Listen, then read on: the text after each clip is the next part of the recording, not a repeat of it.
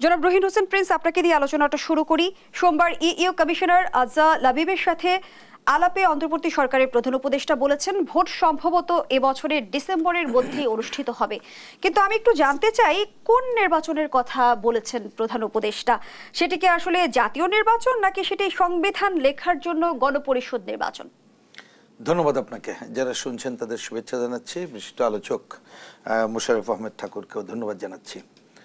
দেখুন, আপনি যেটা বললেন এই বিষয়ে হয়তো ডক্টর মোহাম্মদ ইউনূস কংক্রিট বলতে পারবেন, তবে তিনি এর আগে যেখানে কথাগুলো অনেক জায়গায় বলেছেন এবং নানাভাবে আমরা যেটা শুনেছি, আমি এর মানে 100% সত্যতা নিয়ে আমি বলতে পারবো না। শুনেছি যে ডক্টর মোহাম্মদ ইউনূস এবং আরও দু একজনের তাদের চিন্তা আছে যে নির্বাচন করবে এবং সম্ভাব্য এটা পত্রিকাও এসেছিল 6ই ডিসেম্বরকে ধরে। তা আমরা যদি বুঝে থাকি, যদি বিভিন্ন রাজনৈতিক দল, সাধারণ মানুষ, বিভিন্ন সংগঠন সমূহ তাদের যে বক্তব্য, তাদের দাবি অনুযায়ী এইটা হবে জাতীয় সংসদ নির্বাচন। অন্য কোনো নির্বাচনের প্রশ্ন এই সময়ে নাই, মানে আমাদের দিক থেকে বলছি বা সাধারণ অধিকাংশের দিক থেকে।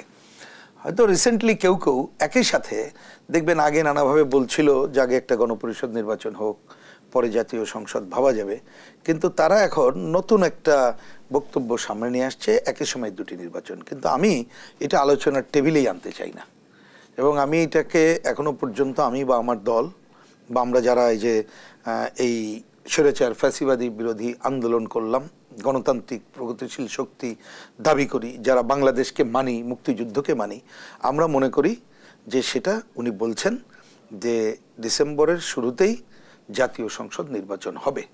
আমি বরঞ্চ কথাটা একটু অন্যভাবে বলতে চাই। আমরা জাতীয় সংসদ নির্বাচন মানে কি নির্বাচন চাই? প্রথমে হচ্ছে একটা সুষ্ঠু, গ্রহণযোগ্য, অবাধ নির্বাচন, এটি চাই। তার জন্য যতটুকু সংস্কার করা প্রয়োজন ততটুকু করতে চাই। আর কি চাই? নির্বাচনের যে সময় হবে যাতে ভালোভাবে সম্পন্ন হয়। আমি বরঞ্চ বলতে চাই যে আমাদের প্রধান উপদেষ্টা তিনি যদি সত্যি সত্যি আকাঙ্ক্ষা করে থাকেন যে ওই প্রথম সপ্তাহে তিনি জাতীয় সংসদ নির্বাচন করবেন, কিন্তু আমি দেখতে পাচ্ছি এটা তো ফেব্রুয়ারি মাস, মার্চ মাসের প্রথম সপ্তাহে আমরা আছি, এখনো অনেক সময়। যেভাবে ওনারা তালগোল পাকিয়ে ফেলছেন, বরঞ্চ ওনারা আরও আগে নির্বাচন যদি নিয়ে আসেন, তাহলে সুষ্ঠু নির্বাচন, গ্রহণযোগ্য নির্বাচনের জন্য সংস্কারও সম্ভব এবং অনেক জটিলতা ওনারা এড়িয়ে যেতে পারবেন বলে আমি মনে করি। ইইউ প্রতিনিধিকে প্রধান উপদেষ্টা বললেন ডিসেম্বরে নির্বাচন হওয়ার সম্ভাবনা রয়েছে। এর আগে আমরা দেখেছি যে বিদেশি গণমাধ্যমকেও প্রধান উপদেষ্টা বলেছেন ডিসেম্বরের নির্বাচনের সম্ভাবনার কথা, কিন্তু সরকারের নির্বাচনী প্রস্তুতি আসলে সন্তোষজনক কিনা? না, আমি দুইটা দিকে বলি। আমি যদি বুঝে থাকি, ধরেন নির্বাচনের শিডিউল ঘোষণাবন্য কাজ করবে কে? নির্বাচন কমিশন, এই একটা। আরেকটু আবার রিপিট করতে আমি বলছি, আমরা কিন্তু শুধু নির্বাচন মানে আগের তো নির্বাচন ব্যবস্থাটা ফেল করে গেছিল, কিন্তু ভালো নির্বাচনের জন্য কিছু কিছু সংস্কারের কাজ করতে হবে, সেটা করতে হবে। আমরা আমাদের অভিজ্ঞতা এবং এখন নির্বাচন কমিশনের সাথে কথা এবং অন্যদের সাথে কথাই যদি বুঝি, নির্বাচনের এই সময় প্রস্তুতি নেওয়া খুবই সম্ভব। দুইটা কাজই করা সম্ভব। এক নম্বর, সরকার কথার কথা কালকেই নির্বাচন কমিশনকে বলবে যে তোমরা অমুক দিন প্রস্তুতি নাও এবং তোমরা শিডিউল ঘোষণা করো।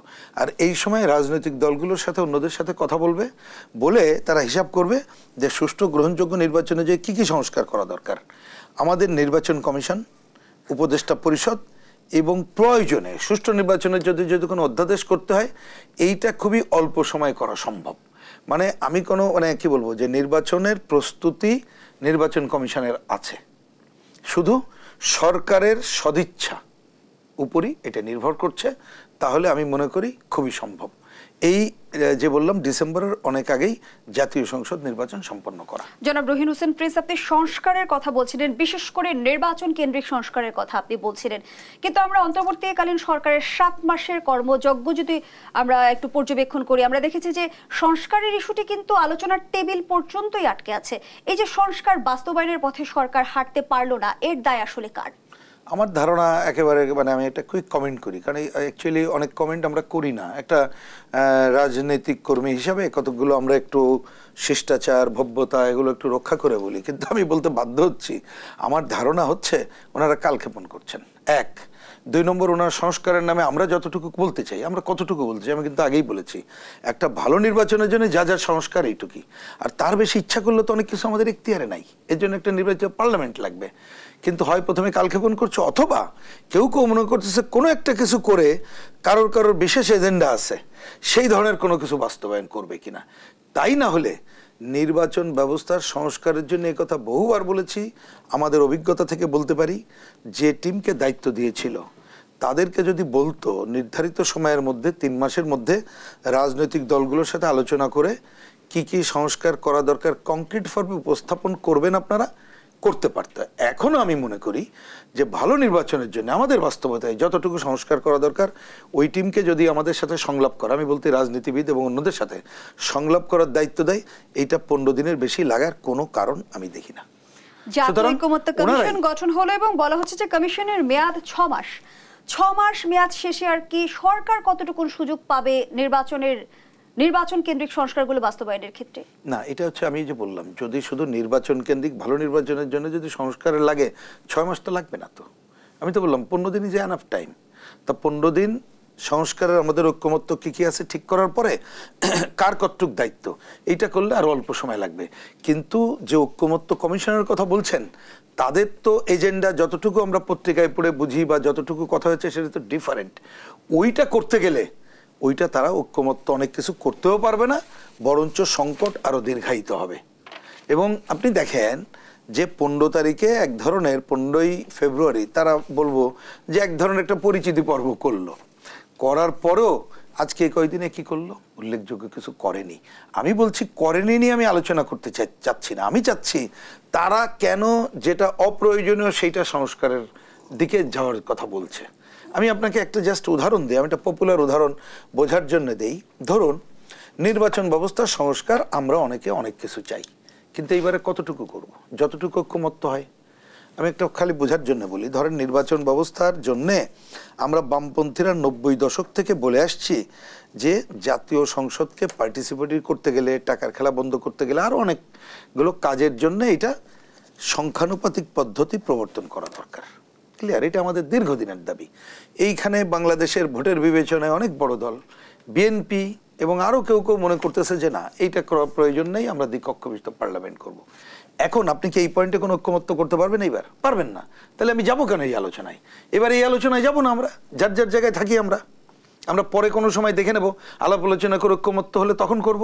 তাহলে এখন যতটুকু ঐকমত্য হবে ততই যদি করতে চাই, ততটুকু করে ইলেকশন করতে চাইলে খুবই সম্ভব। কিন্তু যদি মনে করি প্যাস লাগাবো, তোমরা সংখ্যানুপাতিক পদ্ধতি নিয়ে তোমরা কথা বলো, আমরাও কথা বলবো, কেন ইয়েস কেন নো, দ্বিকক্ষ বিশিষ্ট একজন বলবে, আমরা কেন নো বলবো, এইরকম কতগুলো ইস্যু যদি সামনে নিয়ে আসি, তাহলে সেটা হবে হচ্ছে আরো বাড়বে কালক্ষেপণ এবং প্রকৃতপক্ষে নির্বাচন এই যথাসময় না করা। কিন্তু মনে রাখতে হবে অনেক কিছু ইচ্ছা করলে তো আমরা পারবো না, কারণ সেই ম্যান্ডেট তো নাই, অন্তর্বর্তীকালীন সরকার নেই, আমাদেরও নাই। যা করতে হবে আমরা এখনো যেটা করব সেটা কিন্তু নির্বাচিত সংসদ সেটাকে অনুমোদন করতে হবে, রাজনৈতিক দলের ঐকমত্যের ভিত্তিতে সেটা হতে হবে। সেটা যদি হয় অনুমোদন করতে হবে, আর ঐকমত্যের বাইরে কিছু করলে এটা তো একটা জটিলতা থেকে যাবে। ধন্যবাদ জানাচ্ছি।